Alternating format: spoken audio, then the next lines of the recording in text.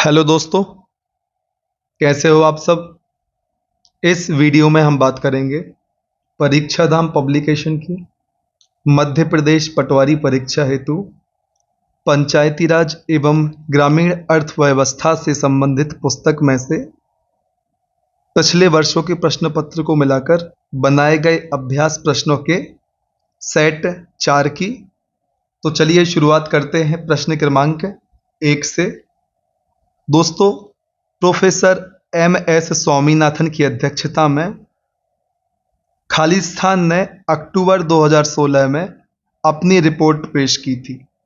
तो दोस्तों यहाँ पर आंसर है option number B, national commission on farmers अर्थात किसानों पर राष्ट्रीय आयोग। Professor MS. स्वामीनाथन की अध्यक्षता में नेशनल कमीशन ऑन फार्मर्स या किसानों पर राष्ट्रीय आयोग ने अक्टूबर 2006 में अपनी रिपोर्ट पेश की थी।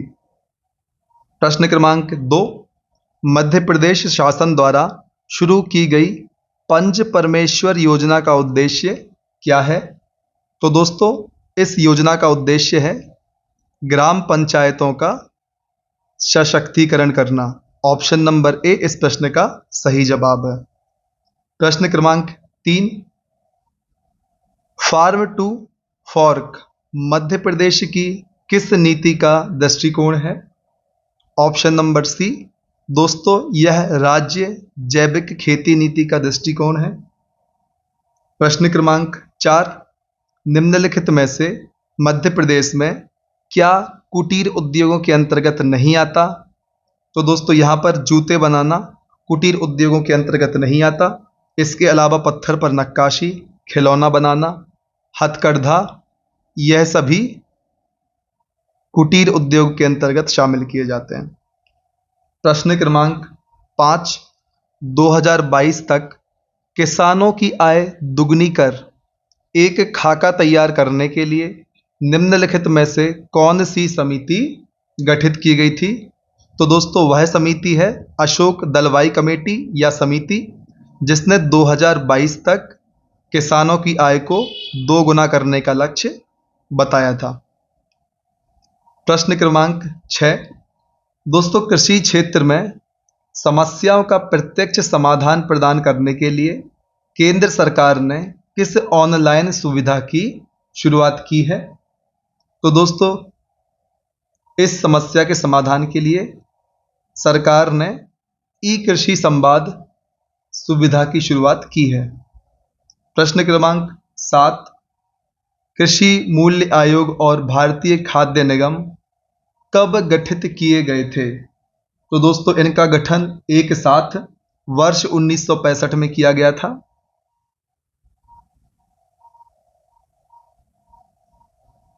प्रश्न क्रमांक 8, मध्य प्रदेश ट्रैक्टर द्वारा खेती प्रभारों की वसूली अधिनियम को किस वर्ष में राज्यपाल की सहमति मिली। तो दोस्तों 1973 में। Option number D, Madhya Pradesh tractor द्वारा खेती प्रभारों की वसूली अधिनियम को राज्यपाल की सहमति मिली। प्रश्न क्रमांक 9, मनरेगा को कब से अधिनियमित किया गया था। तो दोस्तों मनरेगा को 2005 से अधिनियमित किया गया था। प्रश्न क्रमांक 10, मध्य प्रदेश में निम्नलिखित में से किस औषधीय पौधे की खेती नहीं की जाती। तो दोस्तों मध्य प्रदेश में हींग की खेती नहीं की जाती है। इसके अलावा लेमन ग्रास, सफेद मूसली एवं तुलसी की खेती मध्य प्रदेश में की जाती है।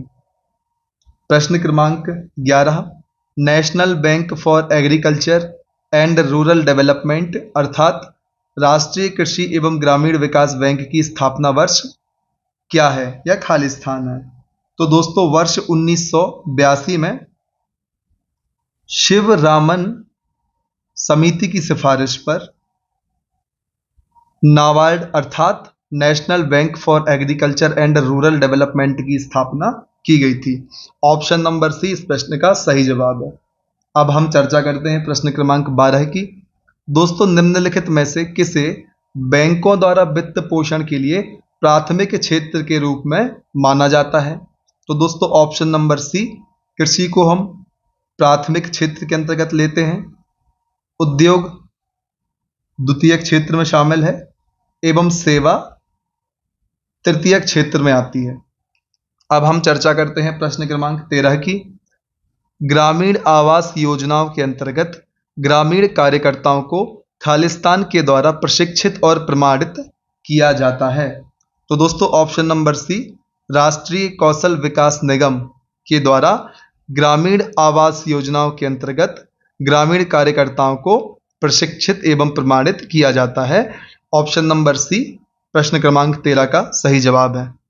प्रश्न क्रमांक 14, मध्य प्रदेश में पीपीपी मॉडल पर पहले राज्य के अत्याधुनिक रसद और कृषि व्यवसाय केंद्र की स्थापना खालिस्तान में की गई है।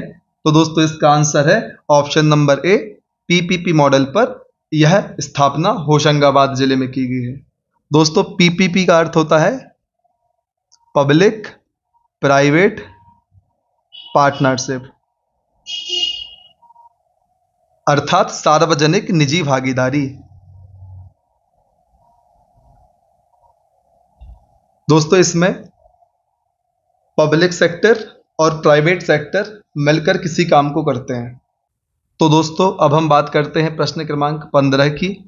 दीनदयाल उपाध्याय ग्राम ज्योति योजना ने निम्नलिखित में से किस योजना को प्रतिस्थापित किया है?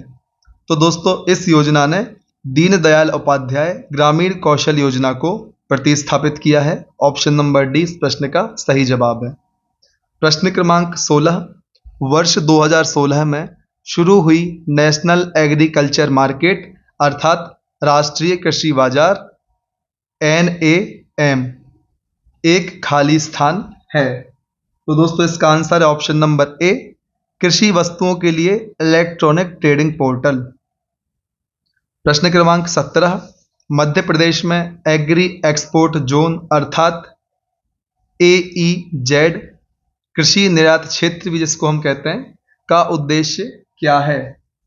तो दोस्तों किसी विशिष्ट उत्पाद के निर्यात में बढ़ोतरी करना AEZ अर्थात एग्री एक्सपोर्ट जोन का उद्देश्य है। ऑप्शन नंबर सी इस प्रश्न का सही जवाब है। प्रश्न क्रमांक 18, निम्नलिखित में से कौन सा Madhya Pradesh state agro industries development corporation limited अर्थात मध्य प्रदेश राज्य कृषि उद्योग विकास निगम का एक कार्य नहीं है? तो दोस्तों हम यहां पर विकल्पों पर जाते हैं।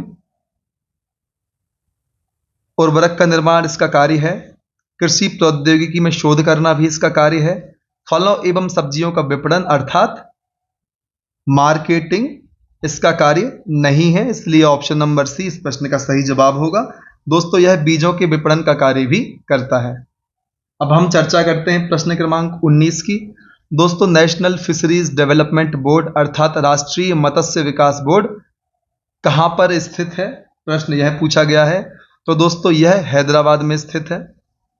प्रश्न क्रमांक 20, केंद्रीय बजट 2022-23 में ग्रामीण विकास के लिए लगभग कितनी राशि आवंटित की गई है?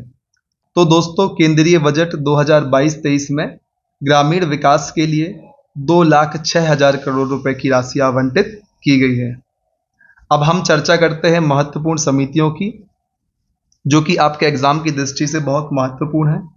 तो हम शुरुआत करेंगे अशोक दलवाई समिति से। इसका कार्य क्षेत्र था किसानों की आय को दोगुना करना।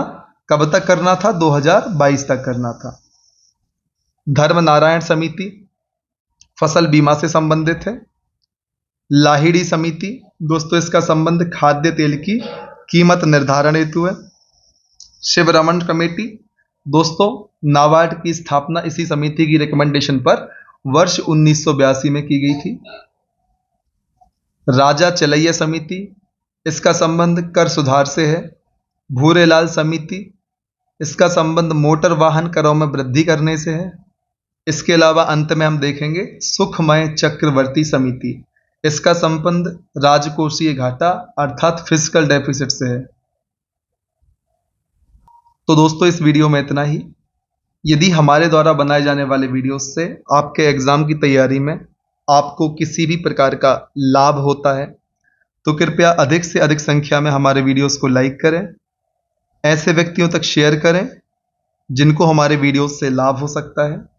यदि अभी तक आपने हमारे चैनल को सब्सक्राइब नहीं किया है तो कृपया आप हमारे चैनल को सब्सक्राइब भी कर लें, साथ ही साथ बेल आइकॉन प्रेस कर लें ताकि आने वाले समय में जितने भी वीडियोस हम अपने चैनल पर अपलोड करते हैं उनके नोटिफिकेशन आपको तुरंत प्राप्त हो जाएं।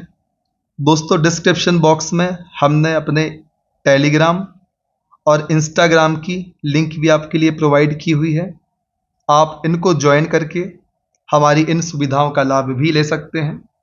दोस्तों, सक्सेस का मेहनत के अलावा कोई अल्टरनेटिव नहीं है, इसलिए जब तक कि आपका एग्ज़ाम क्लियर नहीं हो जाता तब तक लगातार मेहनत करते रहें, आगे बढ़ते रहें। धन्यवाद।